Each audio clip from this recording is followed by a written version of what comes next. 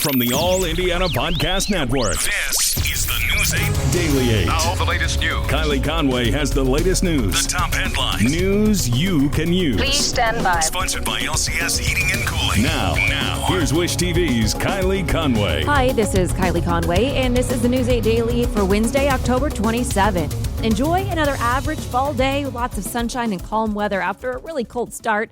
Some cloud cover increasing late in the night ahead of the next chance for rain. Highs today look to rise into the mid to upper 50s. I think it'll make the biggest difference when it comes to the lives of parents and their children. Kids have missed out on so much. They've been pulled out of sports. They missed out on extracurricular activities. Maybe they stopped having sleepovers and going to indoor birthday parties. They can now resume many of these things once they're vaccinated. This morning, health experts are doubling down on getting children vaccinated against COVID-19. Wish TV medical expert and former U.S. Surgeon General Dr. Jerome Adams tweeted yesterday that he plans to get his 11-year-old vaccinated as soon as shots are available. As far as a look at where things stand today, since the FDA vaccine advisors gave their approval of the Pfizer vaccine for children 5 to 11 years old, the agency will now take the committee's vote into consideration and decide whether to authorize the shot. Then an independent advisory committee for the CDC will meet early next month to vote on that recommendation. The last step would be for the CDC director, Dr. Rochelle Walensky, to make the final decision on recommending the vaccine. Younger children could then start getting the shots. And News 8 is talking to some local parents to see how they're feeling about getting the vaccinations for their kids. The people we spoke to say that they're putting a lot of thought into it. Some haven't yet made up their minds and say they may make a different decision than they did for themselves. I haven't really decided yet. My thought is to speak to their pediatrician about what she thinks. I got myself vaccinated, but with my kids, I want to speak to their doctor first. I don't think the vaccine, some people are scared of what it could do. I'm not necessarily scared that it would affect my children in a negative way. So I would be moving toward the side of doing it because it's not worth the education, losing their education over it, because we pay for private school. National and local health leaders are recommending that parents talk to their child's pediatrician before making a final decision about vaccinations. And this morning, Indianapolis stands at 230 homicides after a fight turned deadly. According to IMPD, a man and a woman were fighting last night on Clifton Street near West 29th Street. Police say the man collapsed and died later at the hospital. Officers who were there at the scene tell us they don't know yet that relationship between the two people who were involved. A convenience store chain is offering a reward to catch whoever shot a clerk in Lawrence. Thornton's is putting up $25,000. It happened October 17th at the Thornton station on Pendleton Pike. Police say someone walked in and shot TJ Hall as he worked, leaving him gravely injured.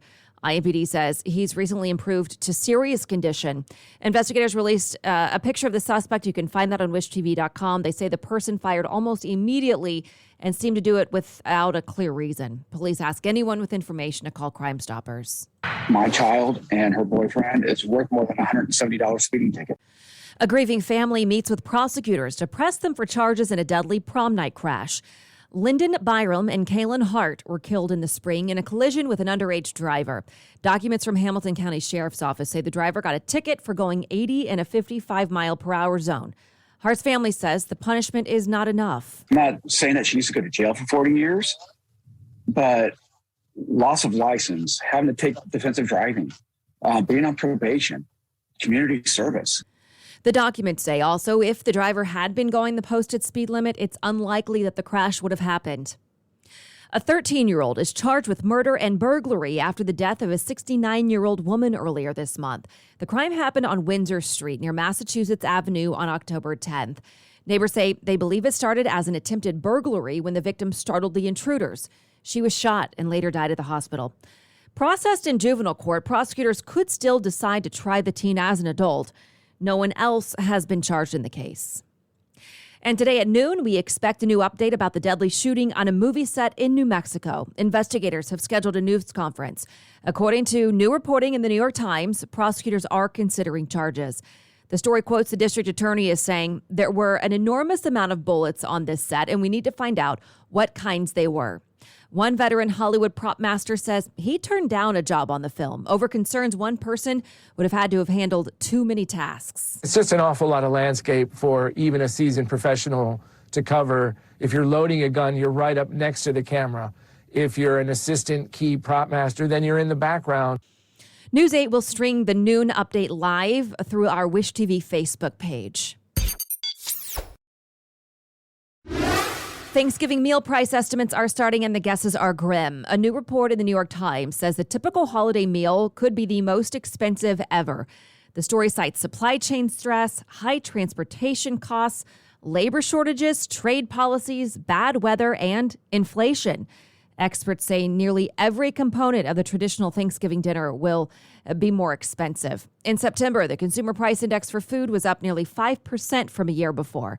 The same index showed prices for meat, poultry, fish, and eggs rising more than 10%. The Times also reports turkey leads the increases. Market analysts say that prices per pound will likely be more expensive than the record of $1.36 per pound set in 2015. And store owners are encouraging people to get an early start on holiday shopping. That's because of the massive supply chain shortage affecting industries across the globe. Some of the most crucial problems include COVID-19 closures at factories, a lack of containers to ship items in, backups at ports and warehouses, and a shortage of truck drivers. One gift shop owner, Georgia, says she has about 60% of the Christmas inventory she typically has at this time. Another luggage store owner in Illinois says his inventory that was supposed to arrive in August and September now isn't likely going to arrive until December. The town of Pendleton is extending a boil water advisory. It was originally posted on Sunday after a water main break at a construction site drained both water towers. The town is recommending people use bottled water or boiled water for preparing food, brushing teeth, washing dishes, making ice, and drinking water. The advisory is set to end at noon on Friday. Damaging winds are hitting parts of New England as a powerful storm bears down on the region. The National Weather Service says wind gusts in that area reach as high as 88 miles per hour. They also sent out a tweet calling the storm a bomb cyclone. That's when air pressure rapidly drops within a 24-hour period. The last time it happened in Boston, October 17th, 2019, according to the Weather Service. Senate Democrats are revealing specifics in their plan to pay for President Biden's sweeping domestic policy package with a tax on billionaires. The plan taxes people with at least $1 billion in assets or income of more than $100 million a year. They would have to pay more based on the gains they get from their assets. Typically, billionaires pay little or no income tax. Biden wants to wrap up negotiations this week. To get that done, he'll need the support of Senators Joe Manchin and Kristen Sinema. Sinema rejected earlier tax plans. Biden says his plan will not raise taxes on anyone earning less than $400,000 a year.